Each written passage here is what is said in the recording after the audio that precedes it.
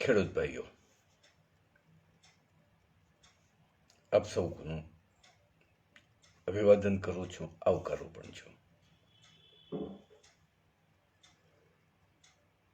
કૃષિ કાયદાના સંદર્ભમાં આપણી આગળ ને આગળ ચર્ચા ચાલુ જ છે અને ચાલુ રહેવાની જ પણ છે.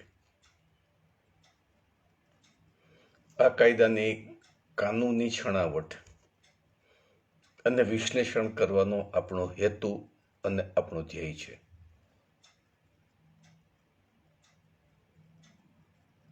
ખેડૂતોને વધુમાં વધુ કાનૂની સમજણ આપી શકાય, કાયદાની જાણકારી આપી શકાય. સોરા અમીનભાઈ, આપને આવકારું છું. અને માર્ગદર્શન પણ આપી શકાય એવા હેતુથી આપણે આ કાયદાની મર્યાદામાં રહીને ખેડૂતોને સમજણ આપવાનો પ્રયત્ન કરીએ છીએ.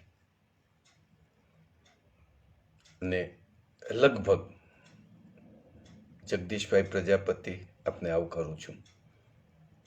કાયદાની ઉપરવટ જઈને અથવા તો કાયદામાં જે જોગવાઈ આપી છે એની વિરુદ્ધમાં જઈને કોઈ પણ જાતની આપણે ચર્ચા કરતા નથી. જયવીન પુંજાણી, આપને પણ આવકારું છું. તો જે કાયદાએ જે તૈયાર કર્યો છે, કાયદાઓ ઘડવામાં આવ્યો છે, એ અંગ્રેજીમાં કાયદા છે અને અંગ્રેજીમાંથી બનેલા કાયદાનું ગુજરાતીમાં ભાષાંતર કરી અને આપ સૌ સમક્ષ રજૂ કરું છું. એટલે કે એક ખેડૂત નેતા તરીકે નહીં, પણ એક એડવોકેટ તરીકે, એક કાનૂની જાણકાર છું, કાનૂની અર્થઘટન કરી શકું છું. એવા સંદર્ભમાં ખેડૂત ભાઈઓના હિત માટે થઈને આ વાત કરું છું. અને ખેડૂત ભાઈઓના હિતમાં વાત કરવી એ મારી ફરજ છે અને મારો અધિકાર પણ છે. એ અધિકાર કોઈ છીનવી શકે નહીં.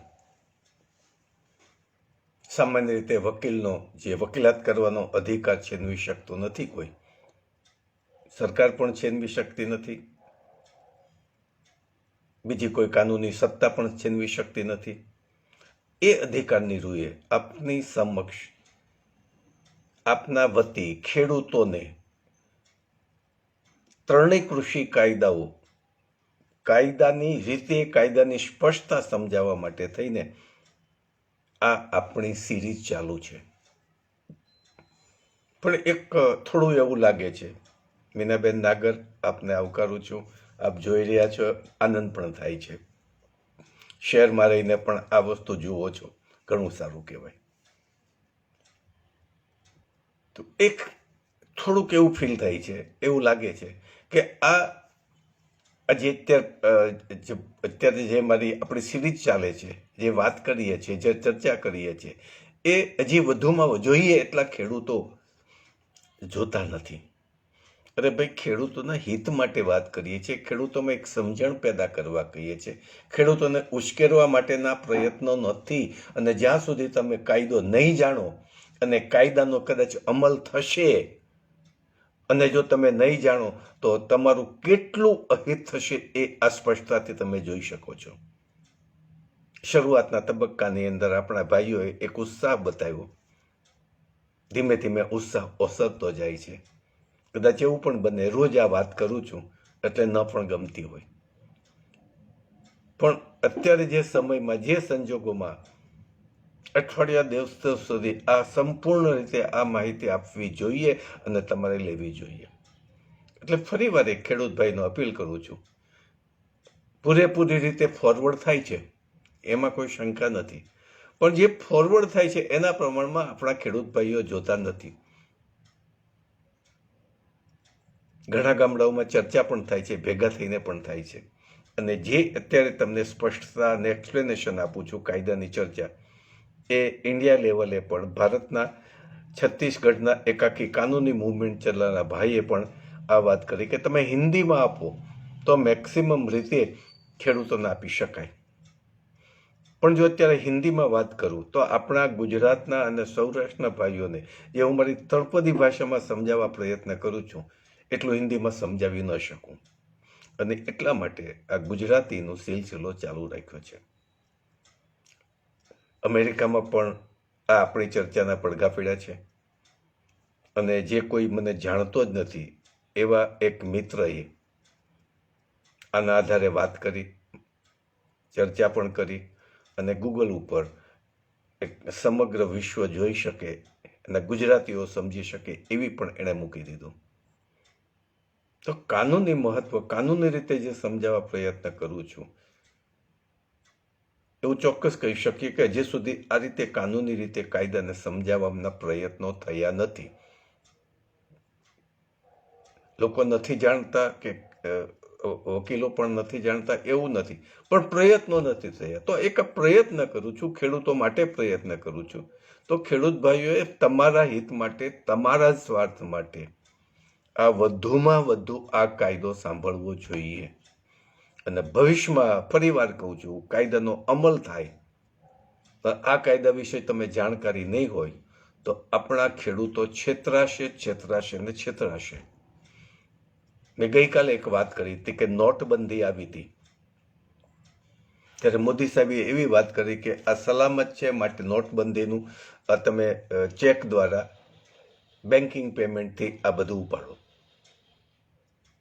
ત્યારે ગઈકાલે એક વાત કરી કુવાડવા પાસેના ગામનો, જે 3 ખેડૂતો 15 લાખ રૂપિયામાં હલવાઈ ગયા છે અને એ ખરીદનાર ધારાસભ્યોના ભત્રીજા અને એણે ખરીદ્યું છે અને એને ત્યાર પછી હજી સુધી પૈસા આપ્યા નથી. અને જેના કહેવાથી આ વેચાણ કર્યું હતું એ વ્યક્તિ તો એમાંથી છટકી ગયો. તો ખેડૂત ભાઈઓ, આ કાયદો એટલા માટે તમે સમજશો કે આમાંથી મોટા ભાગના આ કાયદાનો અમલ થયા પછી તમારી પાસે કોઈ માર્કેટ નહીં હોય તો તમારે મજબૂર બની અને તમારે ત્યાં આવનાર એજન્ટોને એ માલ વેચવો પડશે. અને પછી જે પેમેન્ટના પ્રશ્નો ઊભા થશે એ પેમેન્ટના પ્રશ્નોની અંદર તમને કોઈ જવાબ નહીં પણ આપે. આ કાયદાની અંદર આજે એ જ ચર્ચા કરવાની છે. બીજી વાત અગત્યની અત્યારે એ છે કે ધીમે ધીમે ક્રમશઃ ગુજરાતમાં પણ માર્કેટિંગ યાર્ડ બંધ થશે. 1 વર્ષની અંદર ખાનગી માર્કેટિંગ યાર્ડો ઊભા થવા માંડ્યા છે. સરકારે મંજૂરી પણ આપી દીધી છે. એક બાજુ આપણને મોદી સાહેબ અને કૃષિ પ્રધાન એવી ખાતરી આપે છે કે જાહેર માર્કેટિંગ યાર્ડો બંધ નહીં થાય, પણ તો જો બંધ ન કરવા હોય તો ખાનગી માર્કેટિંગ યાર્ડને શા માટે મંજૂરી આપે છે? ગુજરાતમાં આવા 31 ખાનગી એપીએમસીને ગુજરાત સરકારે મંજૂરી આપી છે. એમાં સૌથી મોટું માર્કેટ અમદાવાદની અંદર જ એ કર્ણાવતી માર્કેટ નામથી એવી કંઈક છાપામાં વાત છે કે આવ્યું છે. 200 એકર જમીનની અંદર 24,000 ફૂટ જમીનમાં 24,000 ફૂટ જમીનમાં બંધાઈ રહ્યું છે, જેની પાછળ 200 કરોડ રૂપિયા ખર્ચાય છે. હવે 200 કરોડ રૂપિયા ખર્ચનાર, જે ઊભું કરનાર વ્યક્તિ કે એનું ગ્રુપ એ કમાવા માટે જ કરવાના છે, ખેડૂતોની સેવા માટે નથી કરવાના. ત્યારે આપણા જે આપણે સરકારી એપીએમસી માર્કેટ છે, માર્કેટિંગ યાર્ડ છે, એ કમાવા માટે તો નથી કરતા. ઓફકોર્સ એમાં ઘણા બધા રાજકારણ, ગંદા રાજકારણો ફેલાય છે, પણ સરકારે એને સુધારે, ગંદુ રાજકારણ દૂર કરે અને એને બહુ વ્યવસ્થિત ચલાવવાની વાત કરે. એમાં ખેડૂતોના માલ સચવાય એવી વાત કરે, વરસાદ કે સિઝનની અંદર બગડેની એવી વ્યવસ્થા કરે. એ કરવાની જરૂર છે. ખાનગી માર્કેટિંગ યાર્ડોને શા માટે સરકાર આપે છે એ કંઈ ખબર નથી. અને આ જો એપીએમસી જે અમદાવાદની વાત કરું છું, એ માર્કેટિંગ યાર્ડ 1 વર્ષમાં ધમધમતું થઈ જશે એવું છાપામાં ન્યૂઝ છે. અને એ ચાલુ થાય તો અમદાવાદનું જે માર્કેટિંગ યાર્ડ છે, એપીએમસી માર્કેટિંગ યાર્ડ છે, એ બંધ થઈ જશે. અને બંધ થઈ જશે તો ખાનગી માર્કેટિંગ યાર્ડની શરતો મુજબ પૈસા પણ ચૂકવવા પડે અને એ શરતો મુજબ વેપારીએ ત્યાં વેચવા જવું પડશે. કારણ કે વેપારી પાસે કોઈ વિકલ્પ નહીં રહે. એની પાસે 2 જ વિકલ્પ રહેશે. એક તો એના ઘરે જેવા મોટા ઉદ્યોગપતિઓ છે અથવા ધનવાન વ્યક્તિઓ જે આવું લઈને બેઠા હશે, એ લોકો આવીને ખરીદવા આવશે, એના ભાવે તમારે વેચાણ કરવું પડશે. અથવા બીજો વિકલ્પ ખાનગી માર્કેટિંગ યાર્ડમાં જવું પડશે. તો ખાનગી માર્કેટિંગ યાર્ડમાં વેચાણની પ્રથા કેવી છે, શું છે, એની ઉપર સરકારના તો કોઈ નિયંત્રણ નથી. તો અત્યારના માર્કેટિંગ યાર્ડ કરતાં પણ ખરાબ પરિસ્થિતિ ઊભી થશે. આ ચોક્કસ માનવું પણ છે, કારણ કે એની ઉપર સરકારનો કોઈ અંકુશ નહીં હોય, અને અંકુશ હોય તેવી કોઈ જાતની ગાઈડલાઈન બહાર પાડી નથી કે ખાનગી માર્કેટિંગ યાર્ડ આવું ન કરી શકે. અને બીજી વાત સૌથી અગત્યની છે, આ ખાનગી માર્કેટિંગ યાર્ડ રાજકીય પક્ષોના નેતાના ગ્રુપની અંદર બનતું જાય છે. જેની વગ છે ગાંધીનગરમાં, જેની રાજકારણમાં વગ છે, અને જેની વગ છે એની ઉપર અંકુશ મૂકી શકાતું નથી. આપણે એક સીધો સાધો દાખલો જોઈએ છે. હું ને તમે માસ્ક પહેર્યા વગર નીકળીશું તો પોલીસ 1000 રૂપિયાનો 500 રૂપિયાનો દંડ કરશે, એની મર્યાદામાં રહીને મન ફાવે એમ દંડ કરશે. પણ કોઈ પક્ષનો નેતા એટલી બધી રેલીઓ કરે છે, ખુદ અમિતભાઈ શાહ માસ્ક પહેર્યા વગર રેલીઓ સંબોધે છે અને ફરે છે, એને કંઈ કરી શકશે? કારણ કે રાજકીય પક્ષના નેતા છે, એ કાયદાથી ફોર છે આપણા દેશમાં. એવી જ વસ્તુ અહીંયા માર્કેટિંગ યાર્ડમાં આવશે કે એ માર્કેટિંગ યાર્ડના સંચાલકો રાજકીય કુટુંબના હશે, રાજકીય વગ ધરાવનારા હશે. એને કોઈ પણ ખેડૂત એની સામે લાલ આંખ ઉપાડ કરી શકશે નહીં, સામું બોલી પણ શકશે નહીં દિનેશભાઈ ઠાકોર. અને આપણે ખેડૂતોએ એની શરતો મુજબ માલનું વેચાણ કરવું પડશે. એટલે અત્યાર કરતાં પણ ખરાબ પરિસ્થિતિ ઊભી થશે. અને અત્યારના રાજકારણી નેતા ઉપર કેટલો વિશ્વાસ કરવો એ મારી કરતાં તમે વધુ સારી રીતે જાણો છો. અને દરરોજ એવા 3-4 ફોન આવે છે કે આવી એમને નુકસાની થાય છે, આવા હેરાન કરે છે, ધાક ધમકી મળે છે રાજકીય નેતાઓ તરફથી. અને એના આધારે પોલીસો પણ ધાક ધમકી આપે છે એના કહેવાથી, રાજકીય નેતાઓના કહેવાથી. અને તમે ક્યાં કરી શકશો? મને એવું કદાચ લાગે છે ને આના વ્યવસ્થા, આને આ સરકાર ચાલુ રહેશે તો 2022 પછી ગુજરાતમાં ઉત્તર પ્રદેશ જેવી પરિસ્થિતિ પણ થઈ શકે. કાયદો અને વ્યવસ્થા જેવું રહેશે નહીં. જે માથાભારે હશે, જેની પાસે રાજકીય વગ હશે, એ કાયદો હાથમાં લઈ અને પોતાનું ધાર્યું કરશે. મિત્રો, એટલા માટે આ કાયદો સમજાવું છું કે તમે અત્યારથી સમજો અને વધુમાં વધુ આ કાયદો જુઓ, વાંચો, સમજો. અને ન સમજાય તો કદાચ હું તમે અત્યારે કેટલાય મિત્રોના રોજ 8 થી 10, 15 જેટલી ફાઇલો ગુજરાતીમાં જે આનું PDF ફાઇલ બનાવી છે એ મોકલી આપું છું પહેલા કાયદાની. આ બીજા કાયદાની મેં પૂરી બનાવી નથી, કારણ કે મારી સામે અંગ્રેજીમાં જ એ આખી આ તૈયાર છે, અને અંગ્રેજી ઉપરથી જ હું સીધું તમને ગુજરાતીમાં સમજાવું છું.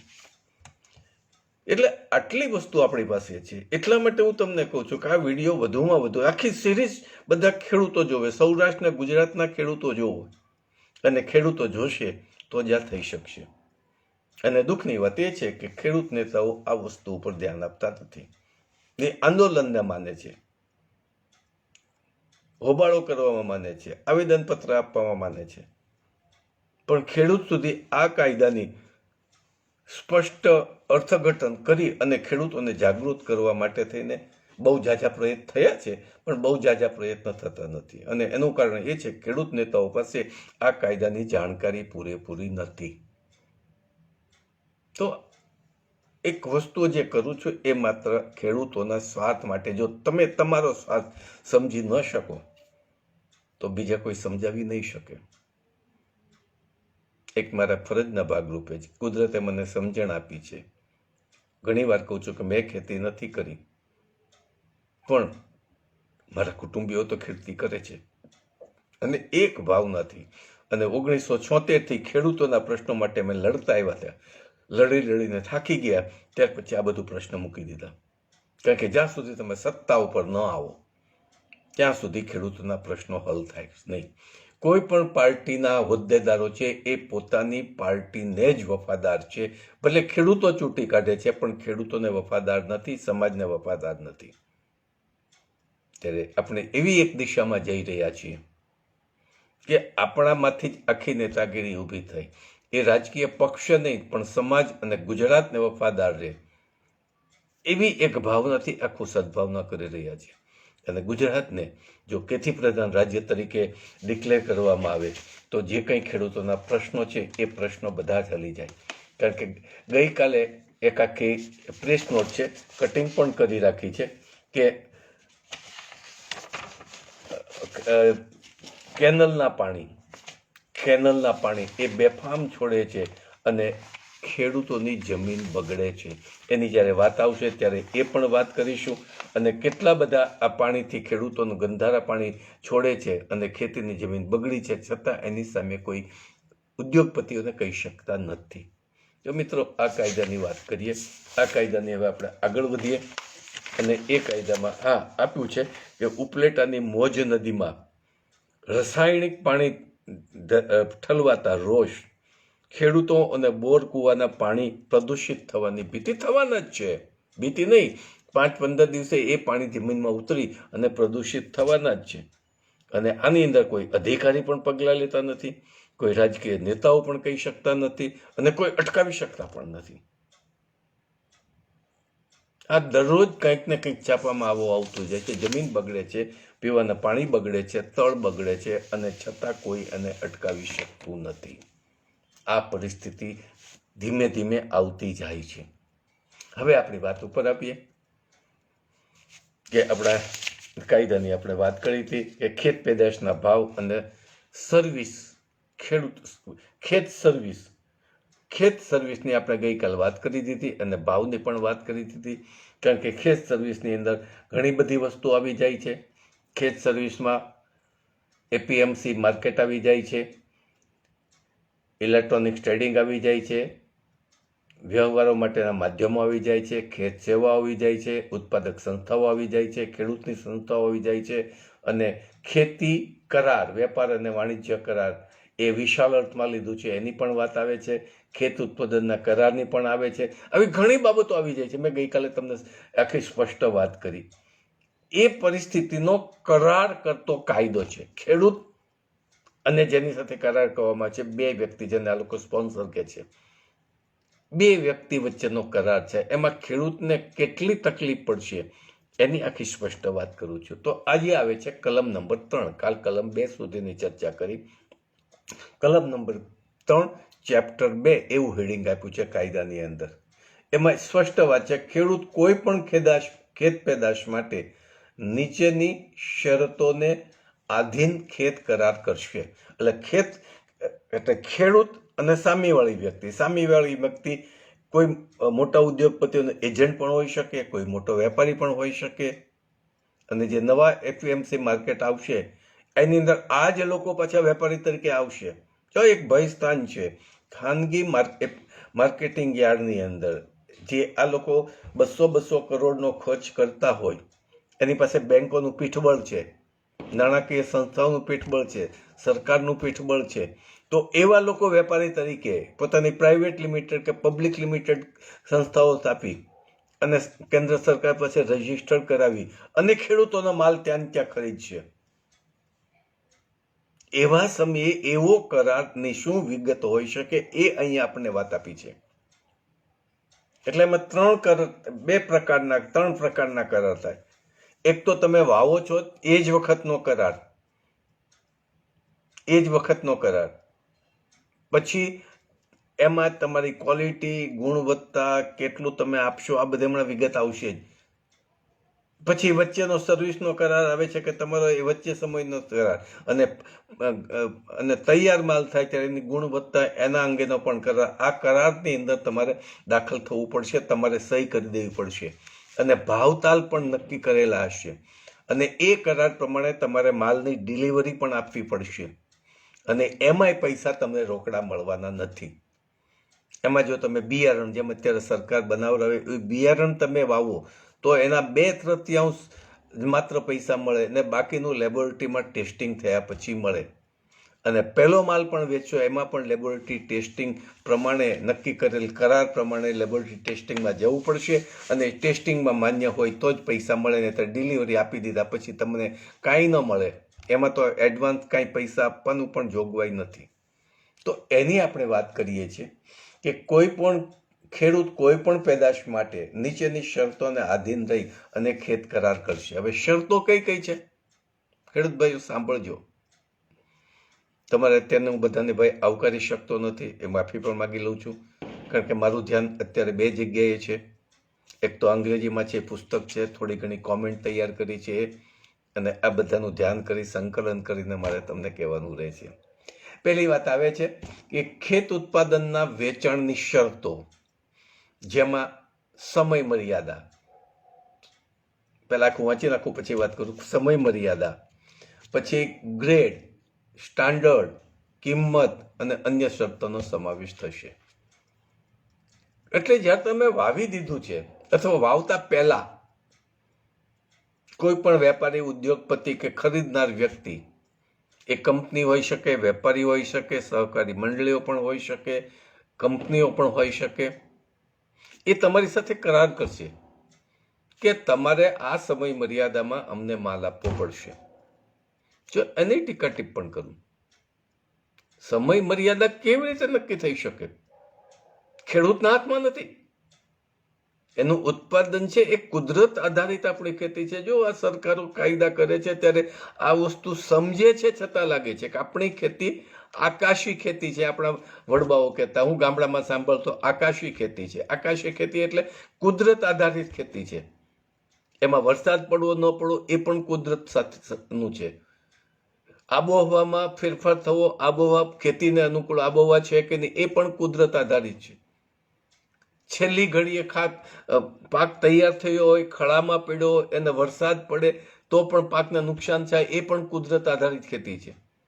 તો ખેડૂતો જે ઉત્પાદન કરે છે સંપૂર્ણપણે કુદરત આધારિત છે, એ આપણે બધા જાણીએ છીએ. હવે કુદરત આધારિત ખેતી છે તો એની તમે સમય મર્યાદા કેવી રીતે નક્કી કરી શકો? 5-15 દી મોડું પણ થઈ શકે, સિઝનમાં ફેરફાર પણ થઈ શકે. ફેક્ટરી નથી કે તમે કાચો માલ નાખ્યો અને બીજી બાજુથી કાચો માલ નીકળી તૈયાર માલ થઈ જાય. તો આ આકાશી ખેતી છે તો એમની સમય મર્યાદા નક્કી ન કરી શકાય. આગળ પાછળ થઈ શકે, પણ એમાં જો તમે સમય મર્યાદા નક્કી કરી કે 90 દિવસમાં તમને માલ તૈયાર આપવો, 90 દિવસના 100 દિવસ પણ થઈ જાય તો તમે શું કરશો? તમે શરતનો ભંગ કર્યો કહેવાય ખેડૂતે. તો એમાં પેનલ્ટીની પણ વાત આવી શકે, ઘણી બધી વાત આવી શકે. પછી વાત આવે છે ગ્રેડ. હવે જ્યારે આપણે ખેતની પેદાશ કરીએ છીએ ત્યારે એક ધારો, એક સરખો દાણો કે એક સરખી મગફળી પેદા થતી નથી. ગ્રેડ તમે કેવી રીતે આપી શકો? A grade, B grade, C grade, એવું ગ્રેડ ખેડૂત આપી શકે ખરો? મેન્યુફેક્ચરિંગ યુનિટ હોય, પ્લાસ્ટિકનું કોઈ યુનિટ હોય તો એમ કહી શકીએ કે ભાઈ પ્યોર વર્જિન દાણા, ફર્સ્ટ ગ્રેડના દાણામાંથી અમે આમ વસ્તુ બનાવીને આપીશું, એમાં મિક્સ નહીં કરીએ. ઓઇલ મિલ હોય તો કહીશું કે અમે પ્યોર શીંગ તેલ, શીંગ દાણામાંથી જ નીકળતું તેલ અમને આપીશું. એ તમે એનો ગ્રેડ નક્કી કરી શકો.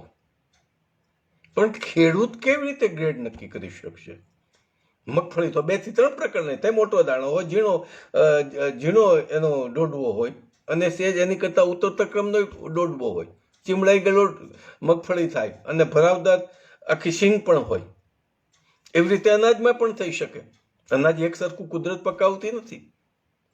એ તો જ્યારે આ લોકો વેપારીઓ એનું ગ્રેડિંગ કરે છે, ચારણા મારે છે, આપણા ઘરમાં પણ આપણે ચારણા મારીએ છીએ ત્યારે એક સરખું વકલ, જુદા જુદા વકલ નીકળે છે. તો એનું ગ્રેડિંગ કેવી રીતે થઈ શકે એ તો તમે સમજો અને સરકાર સમજાવે. જે અશક્ય વસ્તુ છે એને કાયદામાં નાખી છે. ત્રીજી વાત આવે છે ગ્રેડ અને સ્ટાન્ડર્ડ. કપાસની અંદર એમ કોઈ કે મારે આ સ્ટાન્ડર્ડનો આવો જ રૂ જોઈએ, તો શું ખેડૂતોની ફેક્ટરીમાં રૂ થાય છે તે થાય છે?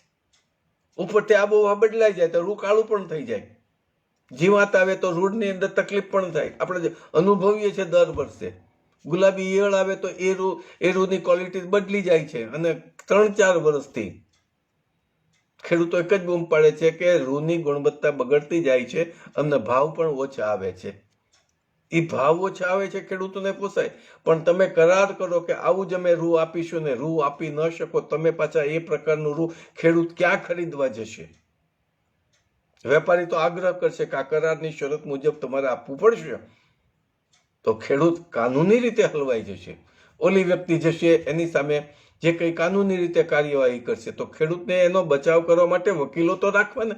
એક તો માલ નથી વેચાતો, એની પાછો વેચી પણ ન શકે એવું પણ આવે. જેમ અત્યારે સરકારે સુપ્રીમ કોર્ટે આપણે કૃષિ કાયદા ઉપર સ્ટે મૂક્યો. સ્ટે એટલે એને હોલ્ડ કરી દીધો કે આ કમિટી આવે અને એ કમિટી નિર્ણય કરે પછી એનો આપણે ફાઇનલ થાય. સુનાવણી નથી કરી. એની પણ આપણે વાત કરીશું કે એના માટેના નિષ્ણાતાનો અભિપ્રાય શું છે, છેલ્લે આપણે વાત કરીશું. તો એનું સ્ટાન્ડર્ડ, કિંમત, હવે સ્ટાન્ડર્ડ સાથે કિંમત સંકળાયેલી હોય છે કે ભાઈ તમે આ પ્રકારનો આવો મગફળીના ડોડવા હોવા જોઈએ, મગફળીનો આવી તૈયાર મગફળી હોવી જોઈએ, આવો ઘઉંનો દાણો હોવો જોઈએ, એ પ્રમાણે તમારી કિંમત નક્કી કરે કે 300 રૂપિયા મણ લેવું. હવે એ પ્રકારનો દાણો ને એ ગ્રેડની વસ્તુ ન પાકે તો તમારો ભાવ કપાઈ જાય. તો 300 રૂપિયામાંથી એ જઈએ. પછી વેપારી એમ કે અમે આના 200 રૂપિયા આપીશું કારણ કે તમે અમે નક્કી કરેલ કરારની શરત પ્રમાણેનો તમારો માલ નથી, અમે એના 200 રૂપિયા દઈશું. તો ખેડૂતે ખોટ ખાઈને 200 રૂપિયામાં આપી દેવું પડશે. નહીતર એ પાછો જો કાનૂની રીતે ખેડૂતને હલવાવી દે તો ખેડૂત કોની પાસે જશે? સરકાર તો આ સ્વીકારેલી વાત છે. સરકારે જ આ કાયદામાં સ્વીકારેલી વાત છે. એટલે સરકાર કંઈ ખેડૂતને માટે કંઈ છે જ નહીં, અત્યારે પણ નથી. તો એ વખતે ક્યાંથી હોય?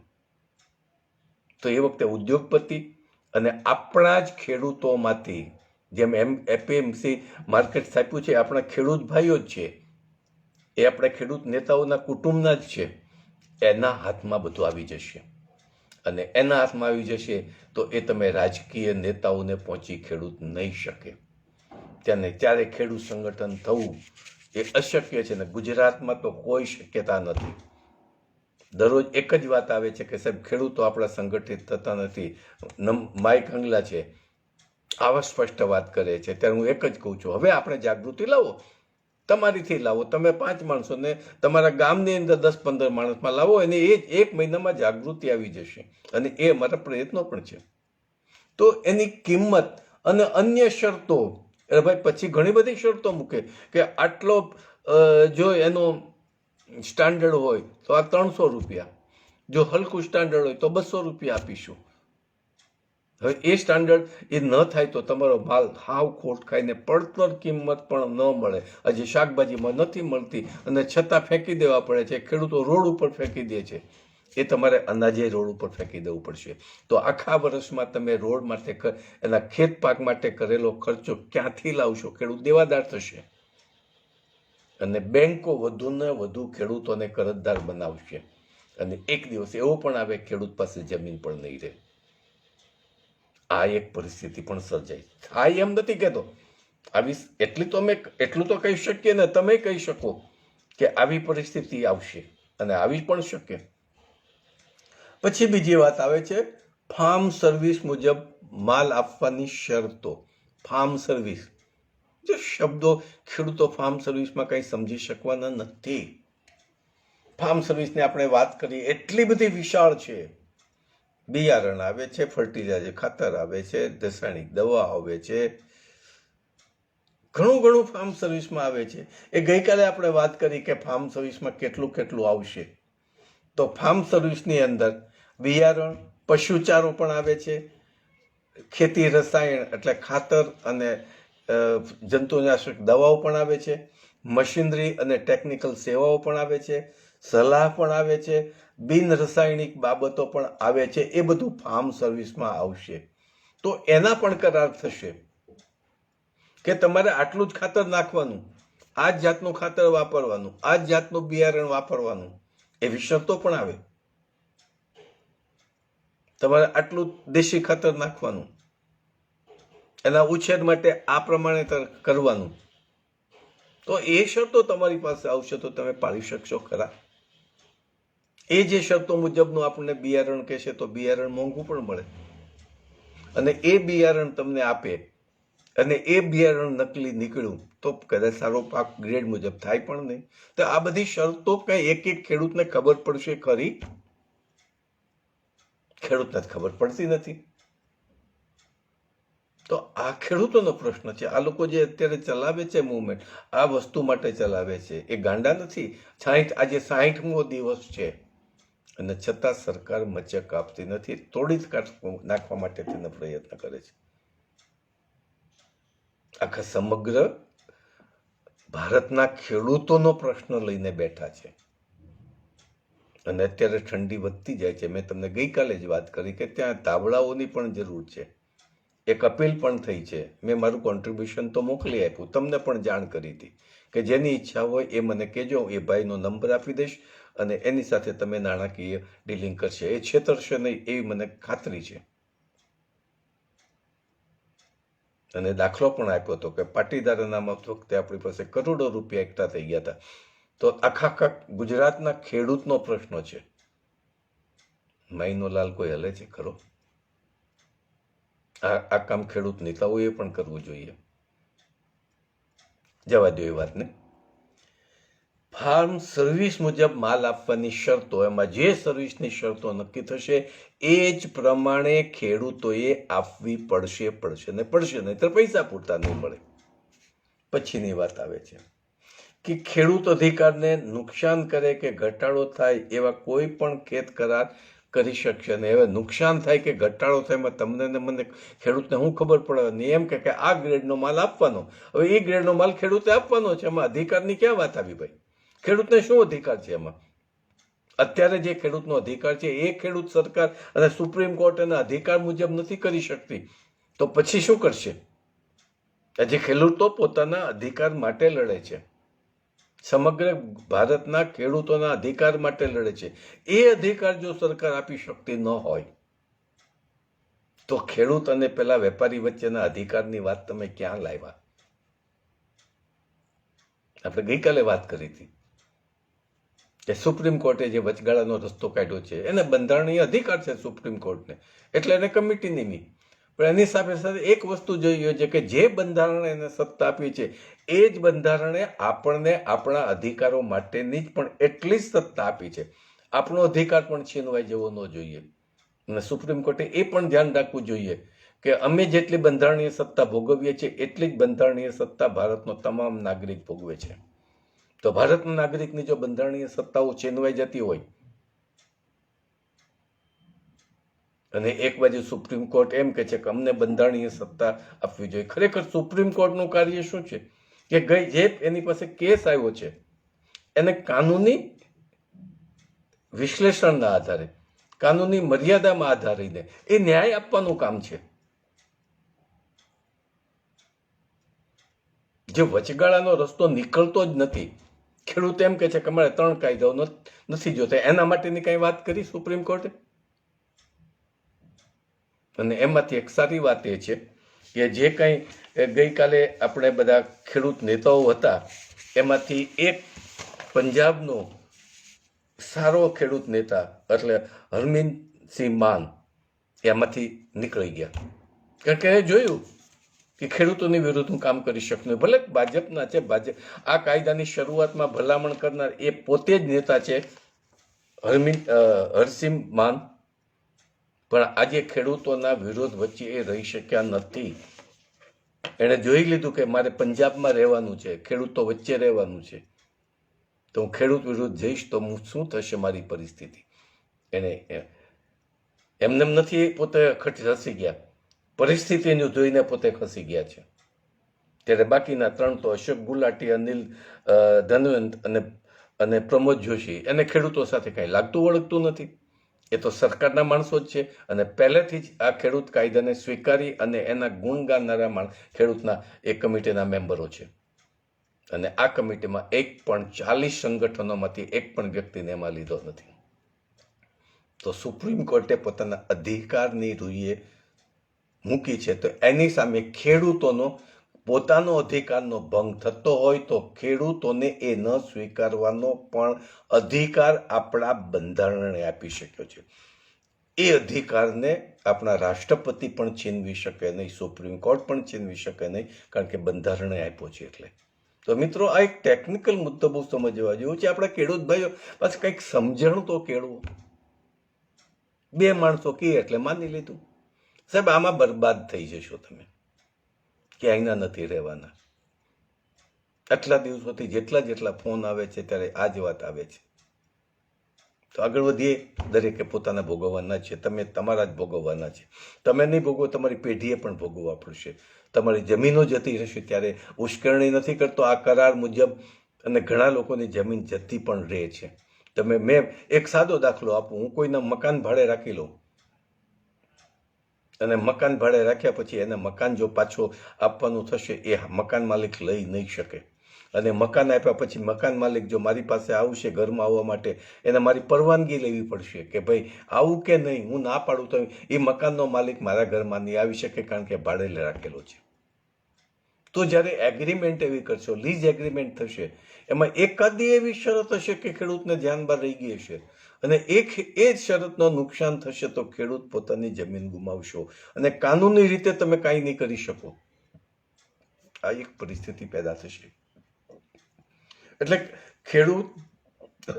ખેડૂતના અધિકારને નુકસાન કરે કે ઘટાડો કરે એવી કોઈ પણ આ કરારમાં શરત નથી. અત્યારે જ આપણે વાત આવી આ કાયદાની અંદર જ કે અમારા ખેડૂતના અધિકારને નુકસાન કરે છે તો કાયદો રદ કરો ને.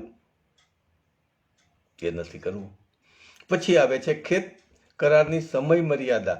ઓછામાં ઓછી એક સિઝન માટે પણ હોય, અથવા ઊભા પાકની એક સાયકલ, એટલે એક સાયકલ ઊભા પાકને 2 સિઝન લેતો તો 2 સિઝન, એટલે વર્ષમાં આપણે 3 સિઝન લઈએ તો એને સાયકલ કહેવાય.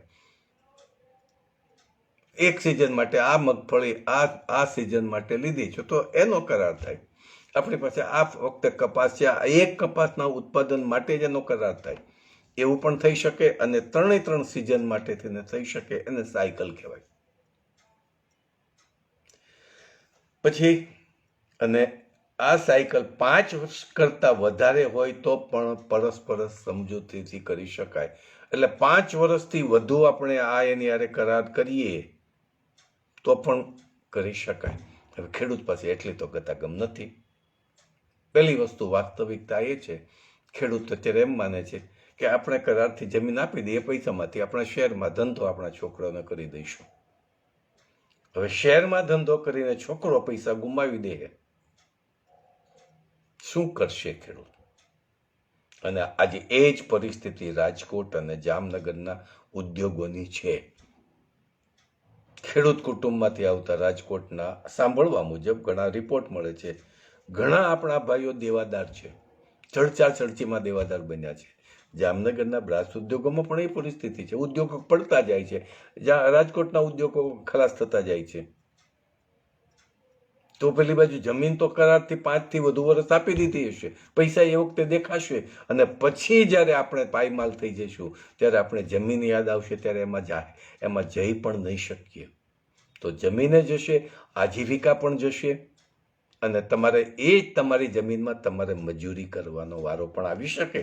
કારણ કે બીજું શું કરે ખેડૂતના? તો બીજું કંઈ આવડે નહીં, મજૂરી જ કરે આવડે. અહીંયા ફેક્ટરીમાં આવીને મજૂરી જ કરે છે, તો ત્યાં પાછા પોતાના કારખાનામાં મજૂરી કરે છે એવું કહી શકાય.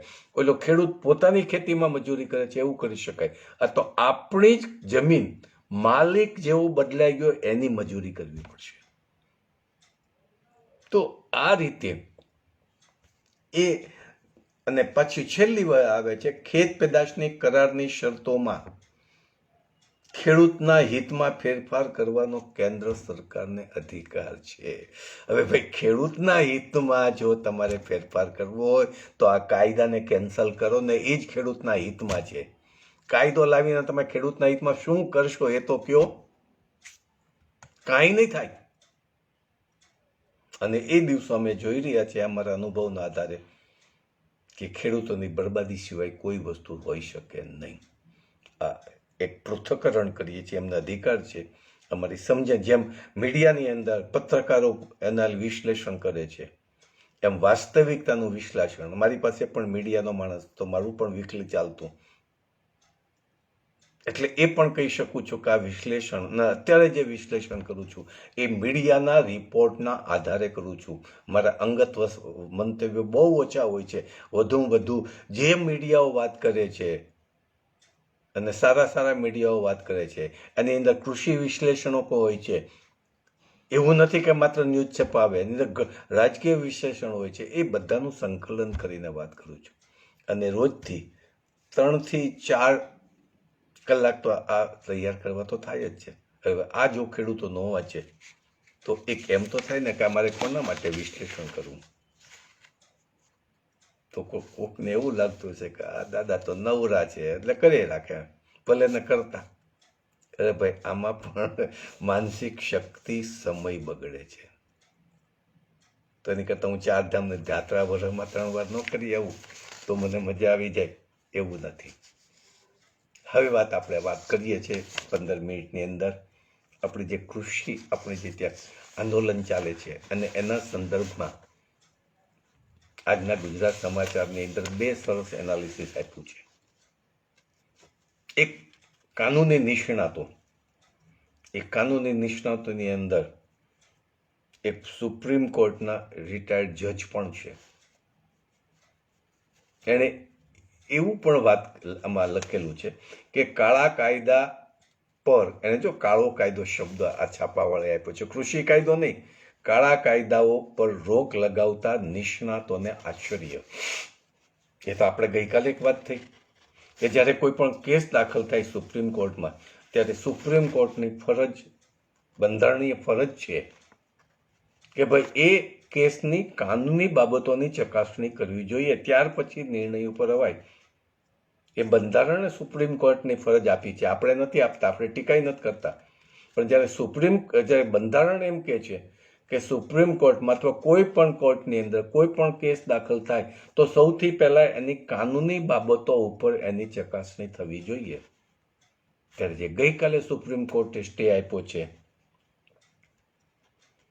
ત્યારે એવું પણ વાત કરી છે કે આ કાનૂની નિષ્ણાતોને, કાયદાના નિષ્ણાતોનો, પૂર્વ સુપ્રીમ કોર્ટના જસ્ટિસ અને કાયદાના નિષ્ણાતોને ખૂબ જ આશ્ચર્ય થયું. નામ નથી આપ્યા અહીંયા જસ્ટિસનું, પણ આશ્ચર્ય થયું. અને ગુજરાત સમાચાર લખે છે એટલે આપણે એને નકારી શકાય નહીં, એની ઉપર ચેલેન્જ પણ ન કરી શકાય, કારણ કે વર્ષોનું સ્થાપિત અને એક રેપ્યુટેડ એક ન્યૂઝપેપર છે.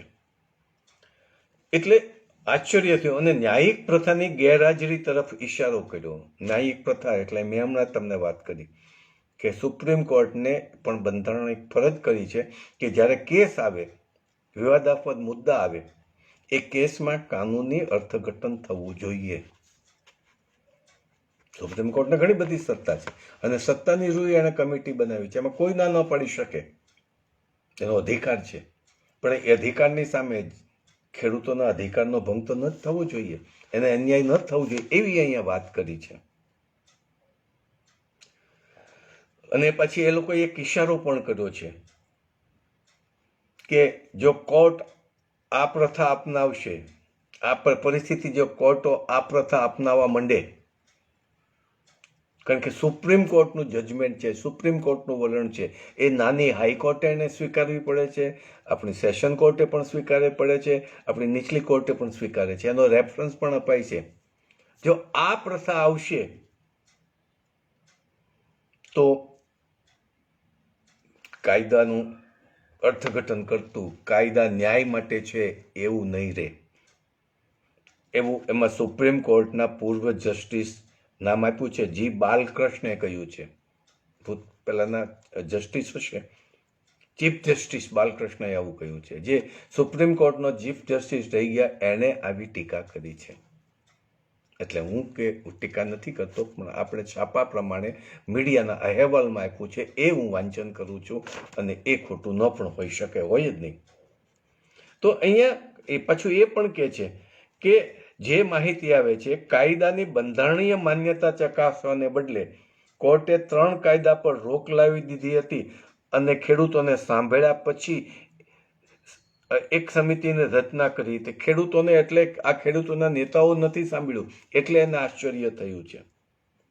એટલે એ એવું માને છે કે જે ખેડૂતોની રચના કરી દીધી એના મત પ્રમાણે આવું ક્યારેય બન્યું નથી.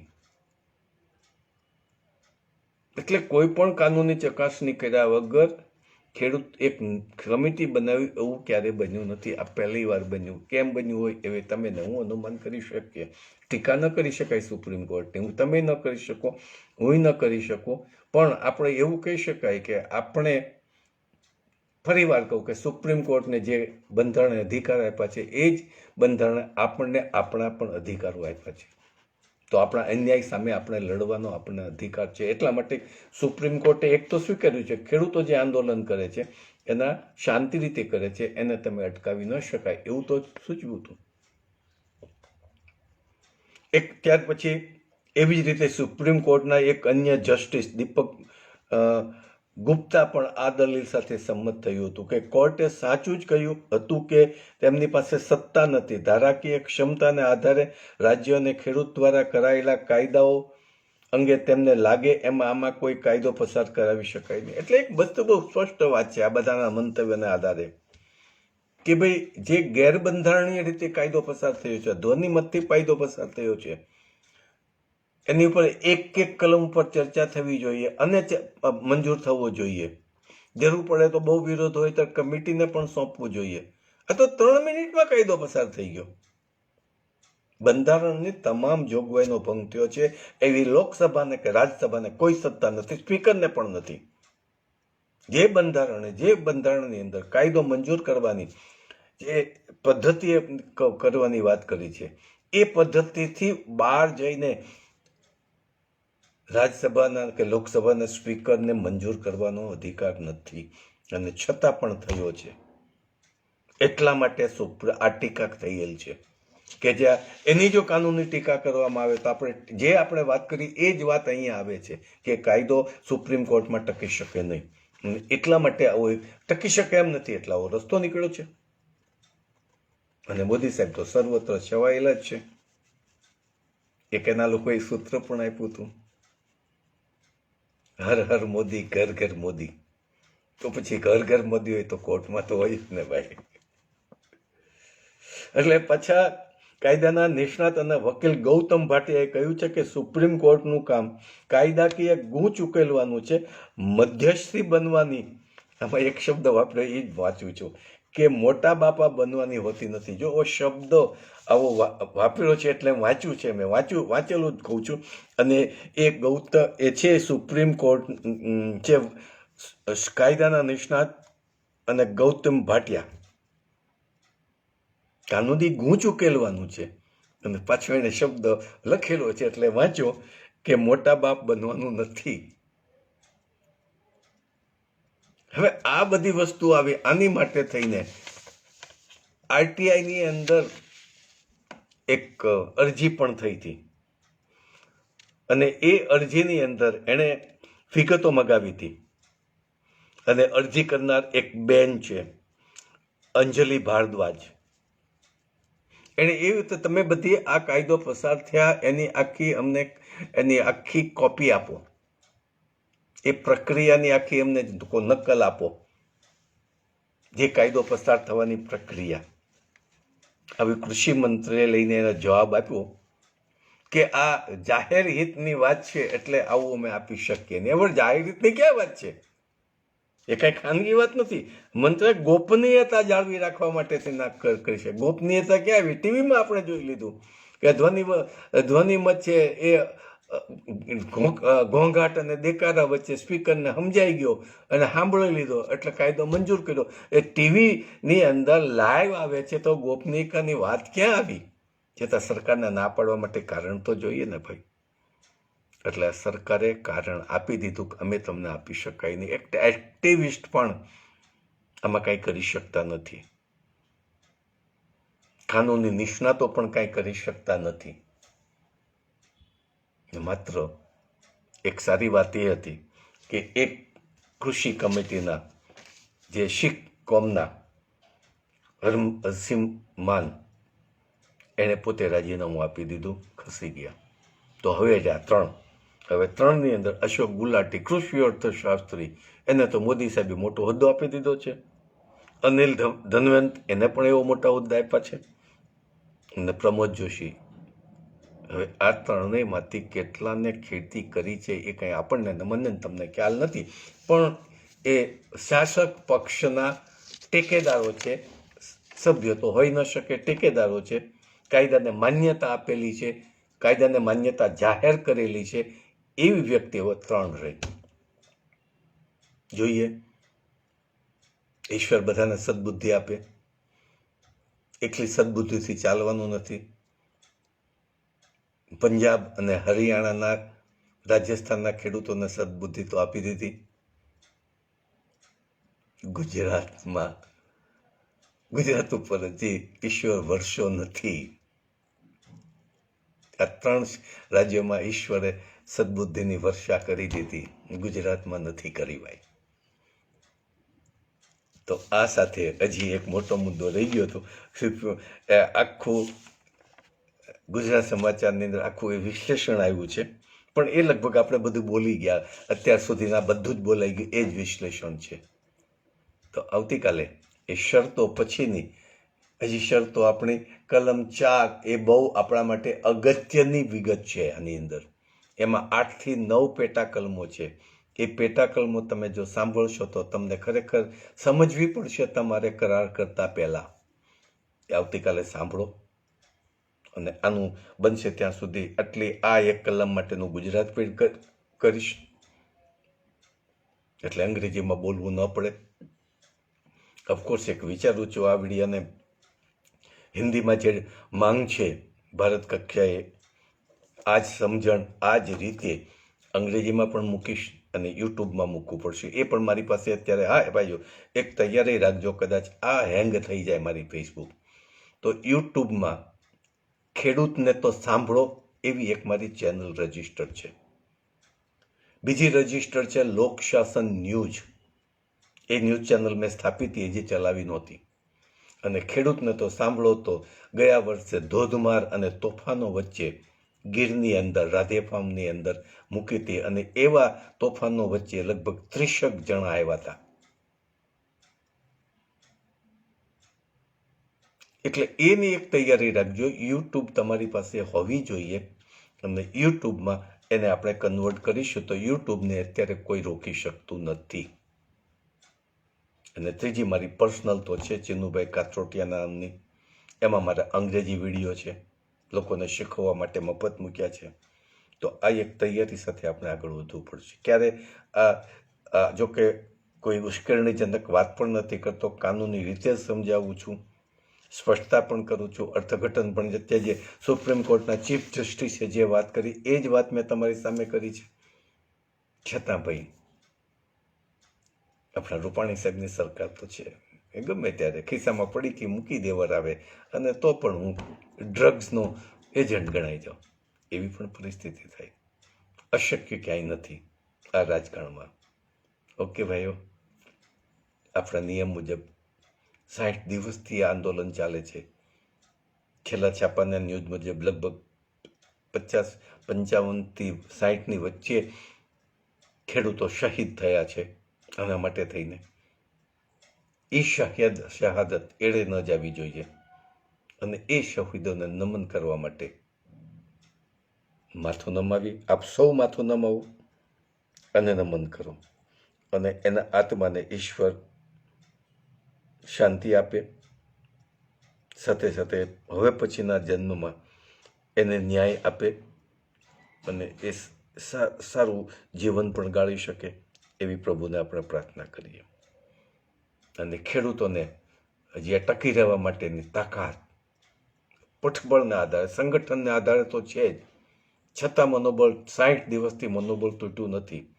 શું થશે એ હું ને કે તમે કાંઈ કહી શકતા નથી. મોદી સાહેબ એને તોડવા માટે અગાધ પ્રયત્નો કરી રહ્યા છે. મેં ગઈકાલે પણ વાત કર્યું હતું. 26મી જાન્યુઆરી પણ કહે છે કે અમે ગામમાં અશાંતિ નહીં થાય એવી ટ્રેક્ટર રેલી કાઢવા માંગીએ છીએ. તમારી રાષ્ટ્ર પ્રજાસત્તાની પરેડ છે, એને માન આપવું, સન્માન આપીશું, એને ક્યાંય પણ એને અમે દખલગીરી નહીં થવા દઈએ. પણ પ્રજાસત્તાક દિવસે અમારે અધિકારની અમારે દિલ્હીવાસીઓને જાણ કરવી છે.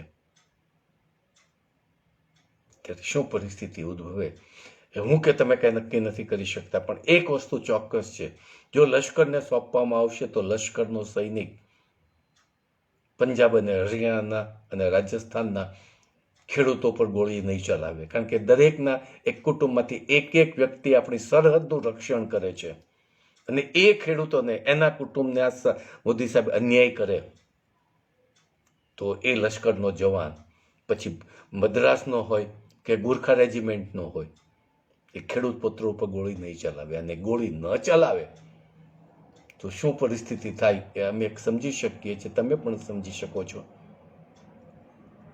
ત્યારે શાસકો જે ગાંઠપણ વધશે કદાચ એ દેશને ખતમ કરી નાખશે. આભાર. જય હિન્દ, જય ગુજરાત, સ્વાવલંબી ગુજરાત. આવતીકાલે મળીશું, અને વધુમાં વધારે અને તમે વિડીયોને ફોરવર્ડ કરો અને લોકો વાંચે એવા પ્રયત્ન કરજો. ઓકે.